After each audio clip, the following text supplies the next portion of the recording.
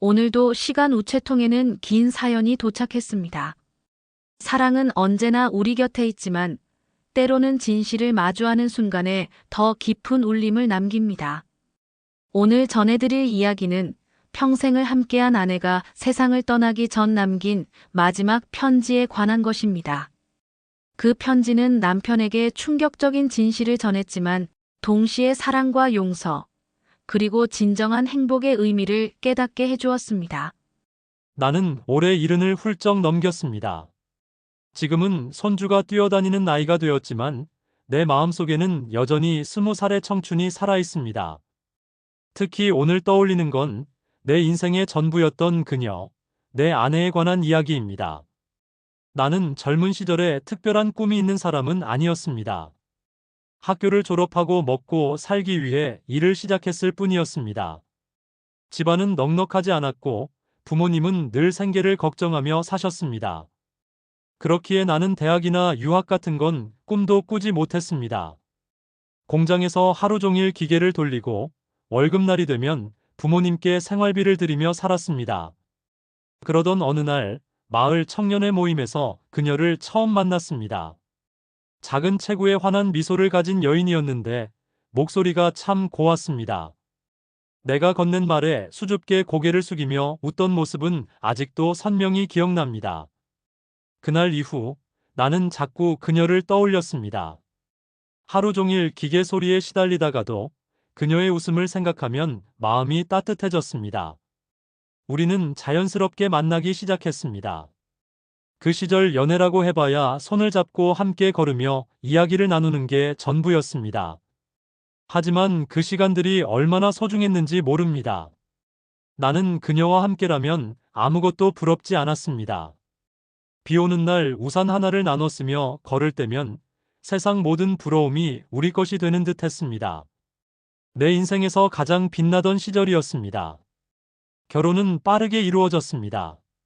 집안 형편이 넉넉하지 않았기에 화려한 예식도 비싼 예물도 없었습니다. 친척들과 이웃이 모여 작은 잔치를 열었고 우리 부부는 웃음 속에서 신혼을 시작했습니다. 방 한 칸에 낡은 가구 몇 개뿐이었지만 그 안은 언제나 웃음으로 가득했습니다. 신혼 초에는 먹고 살기가 쉽지 않았습니다. 나는 낮에는 공장에서 일하고 밤에는 막노동을 하며 돈을 벌었습니다. 손바닥은 늘 굳은 살로 가득했고 어깨는 늘 무거웠습니다. 하지만 집에 돌아와 그녀가 내게 내밀던 밥상, 따뜻한 국 한 그릇에 모든 피로가 사라졌습니다. 그녀는 늘 말했습니다.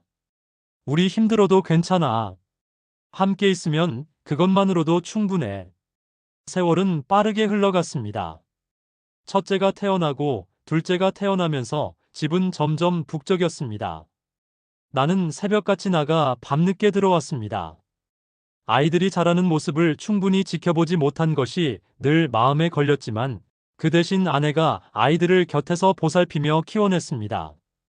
나는 가족의 생계를 책임지고 아내는 가정의 기둥으로서 자리를 지켰습니다. 가난 속에서도 행복은 있었습니다. 겨울이면 연탄 불 냄새가 가득한 방에서 가족들이 이불을 덮고 모여 잠들었고 여름이면 부채질을 하며 창문을 열어두고 서로의 숨결을 느끼며 살았습니다. 우리는 많은 것을 가지진 못했지만 함께 웃고 함께 울며 세상을 이겨냈습니다. 그렇게 우리 부부의 세월은 쌓여갔습니다. 어느새 결혼 10년, 20년이 지났습니다. 아이들은 성장하여 제 앞길을 걷기 시작했고 나는 조금 더 안정된 직장에서 일을 이어갔습니다. 세상은 변했지만 우리 부부의 일상은 크게 달라지지 않았습니다.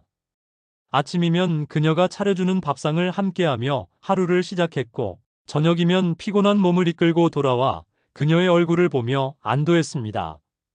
나는 늘 생각했습니다.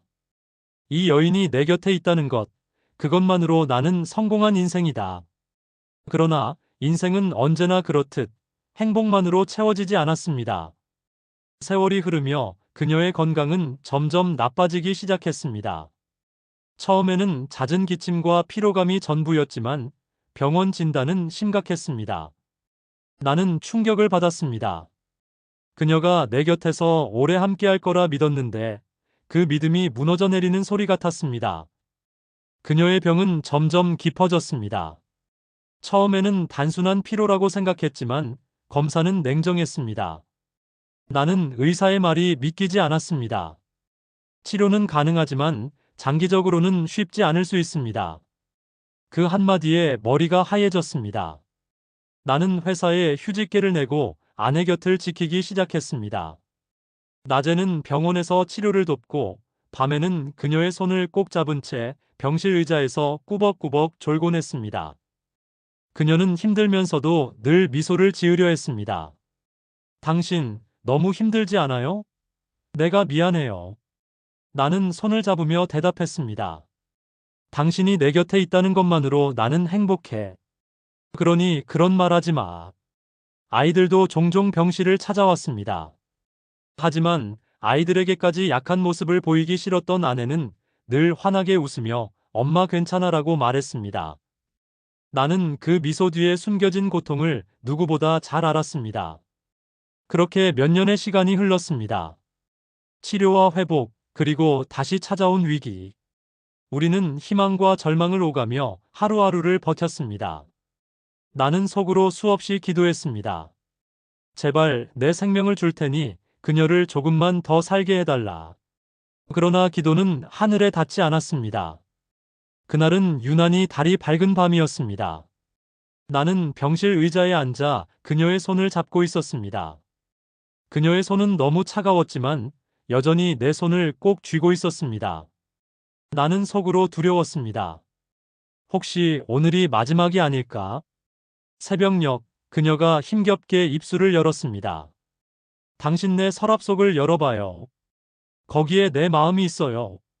그 말을 남긴 뒤 그녀는 잠든 듯 눈을 감았습니다. 나는 흐느끼며 조금만 더 버텨줘 하고 속삭였지만 그녀는 아침이 되기 전에 조용히 숨을 거두었습니다. 세상에서 가장 소중한 사람이 내 곁을 떠나는 순간 나는 아무 소리도 들을 수 없었습니다. 병실의 기계음, 간호사의 발걸음, 심지어 내 심장의 박동까지 모두 멀어져 가는 듯 했습니다. 남은 건 깊은 고요와 이루 말할 수 없는 상실감뿐이었습니다. 장례가 끝나고 나는 며칠 동안 아무것도 하지 못했습니다. 빈집은 마치 얼어붙은 동굴 같았습니다. 그녀의 물건을 정리하다가 서랍 속에서 작은 봉투 하나를 발견했습니다. 봉투에는 내 이름이 쓰여 있었습니다. 손이 떨렸습니다. 나는 봉투를 열고 편지를 꺼냈습니다. 그녀의 흔들리는 글씨가 눈에 들어왔습니다. 사랑하는 당신에게. 나는 이제 곧 당신 곁을 떠날 것을 알고 있습니다. 40년 동안 함께해준 당신께 먼저 감사 인사를 전하고 싶어요. 당신은 내 인생의 가장 큰 선물이었습니다. 눈물이 났습니다. 하지만 이어진 문장은 나를 얼어붙게 만들었습니다. 당신을 만나기 전 나는 다른 사람을 사랑한 적이 있었어요. 그 사람은 전쟁터로 떠났고 끝내 돌아오지 못했어요. 그 사실을 숨긴 채 당신을 만났습니다. 처음엔 죄책감이 컸지만 당신을 알게 되면서 나는 진심으로 사랑하게 되었어요. 나는 충격을 받았습니다. 그러나 편지의 마지막 부분은 내 마음을 무너뜨렸습니다. 내 평생의 사랑은 결국 당신이었어요. 내가 가진 모든 웃음과 눈물, 그것은 당신을 향한 것이었습니다. 혹시 이 고백이 당신을 아프게 한다면 용서해줘요. 나는 마지막 순간까지 당신을 사랑했습니다. 나는 며칠 동안 편지를 가슴에 품고 살았습니다.